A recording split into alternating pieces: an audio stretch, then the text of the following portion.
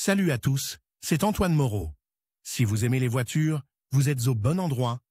Continuez à regarder cette vidéo, on passe tout de suite au sujet du jour.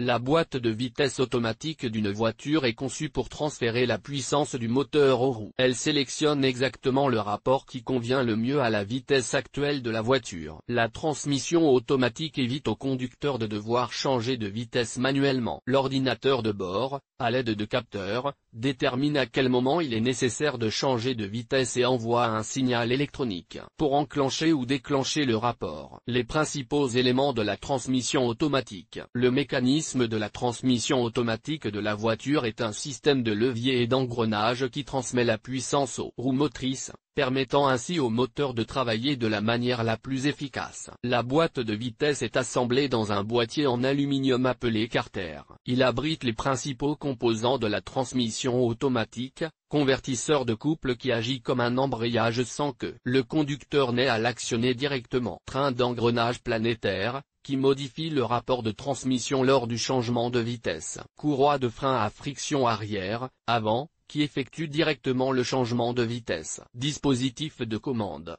Comment fonctionne le convertisseur de couple? Le convertisseur de couple se compose des principaux éléments suivants. La pompe ou la roue de pompe, roue de turbine, plaque de verrouillage. Stator.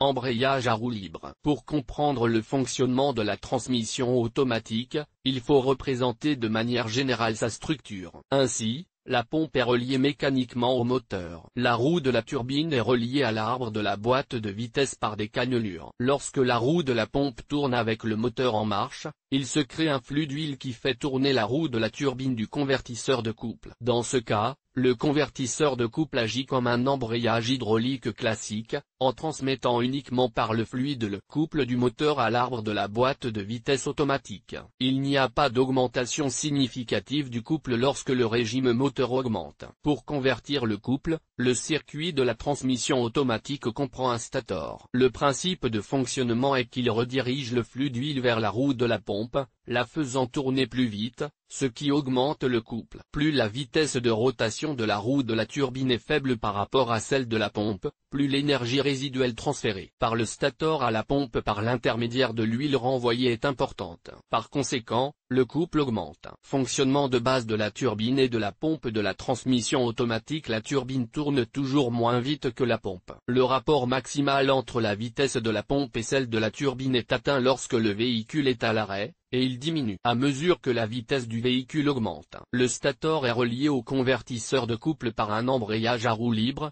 qui ne peut tourner que dans un sens. Les pales de la turbine et du stator ont une forme spéciale qui redirige le flux d'huile vers l'arrière des pales du stator. Le stator se bloque et, en restant immobile, il transfère l'énergie la plus élevée de l'huile à l'entrée de la pompe. Ce mode de fonctionnement du convertisseur de couple garantit une transmission maximale du couple. Le couple est presque triplé lorsque le véhicule démarre à l'arrêt. À mesure que le véhicule accélère, la turbine glisse de moins en moins par rapport à la pompe jusqu'à ce que la roue du stator soit captée par le flux d'huile et commence à tourner dans le sens de la marche libre de l'embrayage à roue libre. L'unité commence alors à fonctionner comme un accouplement de fluide conventionnel. Elle n'augmente pas le couple. Dans ce mode, l'efficacité du convertisseur de couple ne dépasse pas 85%. Ce mode de fonctionnement s'accompagne d'un échauffement excessif et d'une augmentation de la consommation de carburant. Objectif de la plaque de verrouillage. Cet inconvénient est éliminé grâce à un dispositif spécial,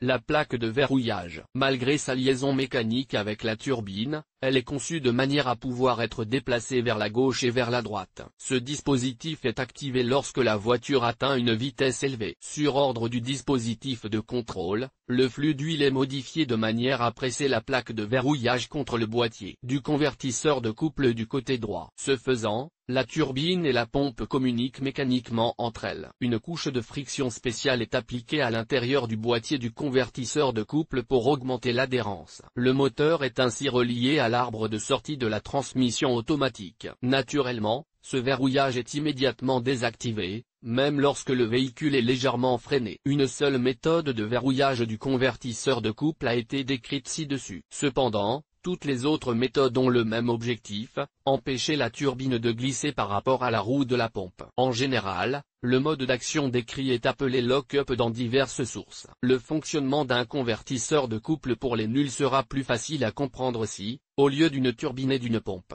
nous imaginons de simples ventilateurs, dont l'un est alimenté par le réseau et l'autre tourne grâce au flux d'air créé par le premier ventilateur. Seulement, l'air est remplacé par de l'huile et les pales du premier ventilateur, la pompe dans le cas d'une transmission automatique, sont entraînées non pas par l'électricité, mais par une liaison mécanique avec l'arbre du moteur de la voiture. Série planétaire.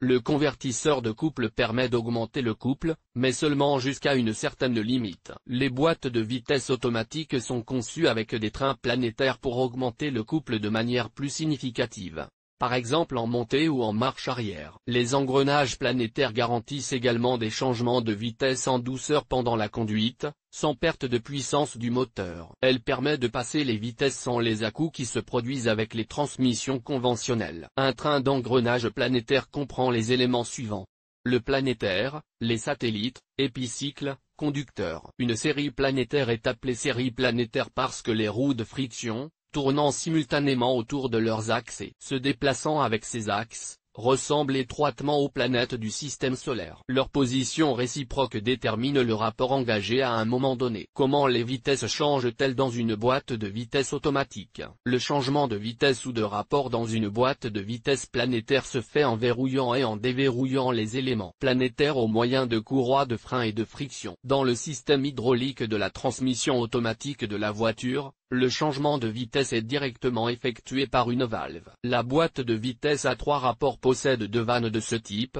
dont l'une assure le passage de la première à la deuxième vitesse, et l'autre de la deuxième à la troisième. La boîte de vitesse à 4 rapports comporte 3 soupapes. Autre type de transmission automatique. Outre la transmission hydraulique, d'autres types de transmission automatique sont aujourd'hui très répandus. Transmission automatique à variateur. Dans ce type de transmission, il n'y a pas de rapport de vitesse fixe pour les engrenages. C'est pourquoi une telle transmission automatique est appelée à variation continue. Le principe de fonctionnement est que, contrairement aux autres automatiques, elle utilise plus efficacement la puissance du moteur. Par conséquent, les voitures équipées de ce type de transmission sont plus économiques et plus confortables. Boîte de vitesse robotisée. Automatique, cette boîte peut être qualifiée de conditionnelle, car il s'agit en fait d'une mécanique ordinaire, où la fonction de la pédale d'embrayage est confiée à un bloc électronique. Les voitures équipées de ces boîtes sont également assez économiques, mais moins confortables, car le passage des vitesses en mode automatique s'accompagne souvent d'à-coups. Ainsi, outre la transmission automatique hydraulique la plus courante, il existe plusieurs autres types de boîtes automatiques, qui se distinguent par leur conception. Elles se distinguent par leur prix, leur économie et leur confort de conduite. Le point commun est que le conducteur n'a plus besoin de sélectionner et de passer les vitesses de manière indépendante.